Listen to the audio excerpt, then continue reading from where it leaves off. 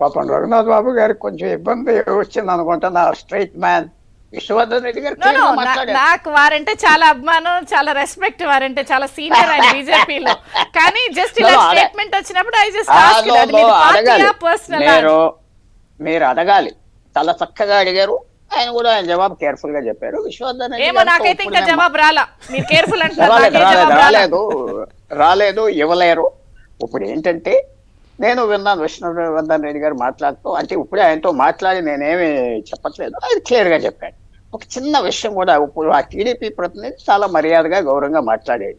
కానీ చంద్రబాబు నాయుడు గారు ఢిల్లీ వెళ్ళి కలిసి వచ్చాక, మీ గ్యాప్ ఉన్నదో లేదో, ఆ అమిత్ షాను నడ్డాలో కలిసి వచ్చాక చాలా కొంచెం లూజ్గా మాట్లాడారేమో కొంతమంది. మన బ్రతిమాలేరు, రమ్మన్నారు, వెళ్ళాం, లేకపోతే వెళ్ళాం, ఇవన్నీ అందించరా? ఎవరినైనా తిరిగితే ఆ మాటలు అందవా? పైన ఒకటి. రెండోది ఏంటంటే, ఒక నెలకి క్రితం ఇవాళకి పొజిషన్ మారిపోయింది బీజేపీకి, పూర్తిగా మారిపోయింది. నేను ఇందాక చెప్పింది ఎవరినైనా ప్రశ్న మోడీ గారు నేషనల్ వైడ్ పెరిగింది అన్నది చెప్తున్నారు, కానీ ఏపీ కాదు కదా. రెండు మీరు క్లబ్ చేస్తున్నారేమో. ఏపీలో ఆప్షన్ బీజేపీకి ఏంటి? నేషనల్ లో గవర్నమెంట్ ఫామ్ చేస్తున్నారు అని అందరూ అంటున్నారు. నేను అంటలేదు, కాంగ్రెస్ వాళ్ళే అంటున్నారు, అంత మిగతా పార్టీలు కూడా. తప్పుడు మనకు అక్కర్లేదు కదా. ఇప్పుడు వచ్చేసి ఇంకో 5, 10, 15 ఎమ్మెల్యేలు తీసుకెళ్లి బస్సులో తీసుకెళ్లి కూర్చోబెడతాం అక్కర్లేదు. జగన్మోహన్ రెడ్డి గారితో మళ్ళీ విరోధం కూడా వచ్చింది. ఇవన్నీ ఆప్షన్స్ వాళ్ళు కన్సిడర్ చేస్తున్నారు.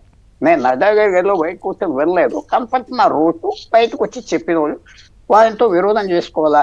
ఈ 15 మందో 10 మంది ఎమ్మెల్యేలకి, ఎంపీలకి అది చేసుకుంటారు. బీజేపీకి వాళ్ళ ఫీలింగ్ వస్తాయి.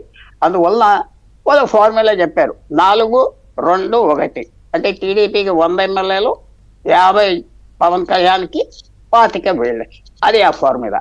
అది కూడా ఆ రోజు నుంచి ఇవాళ మారిపోయింది, పొజిషన్ మారిపోయింది.